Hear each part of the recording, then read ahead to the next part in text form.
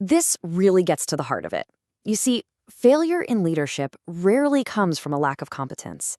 It almost always comes from the desire for approval. The moment validation becomes your goal, your authority just starts to dissolve. So this leads us to the core pattern here. It's a battle between earning respect versus just accommodating people.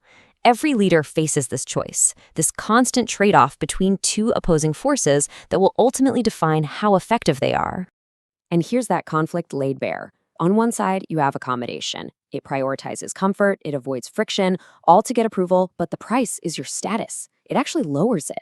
On the other side, respect is earned by making the hard calls, by protecting the mission. This is what builds true authority, precisely because it isn't the easy path.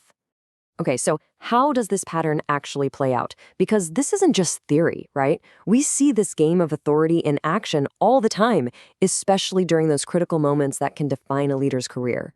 That instinct to avoid discomfort, well, it's immediately seen as weakness. Putting off a hard conversation or watering down necessary feedback isn't being kind. It's an abdication of responsibility. This brings us to the inevitable cost. What is the real price of choosing comfort over clarity? It is so much higher and way more corrosive than most leaders ever realize. When progress creates that necessary friction, your silence isn't seen as harmony. No, it's seen as surrender. You're signaling to your team that the fight for standards is officially over. And your team reads that signal loud and clear. When problems aren't being addressed, the implicit message is that expectations, well, they just don't matter anymore. And this is where authority fully dissolves. Because if there are no consistent consequences, then there are no real standards, and that means there's no real leadership. So what's the alternative? Look, it isn't about becoming harsh or unapproachable. The strategic edge comes from understanding the power of boundaries, not as walls, but as guardrails.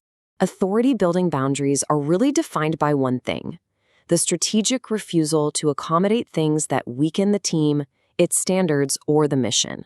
You got to think of them as a protective measure, not a personal rejection.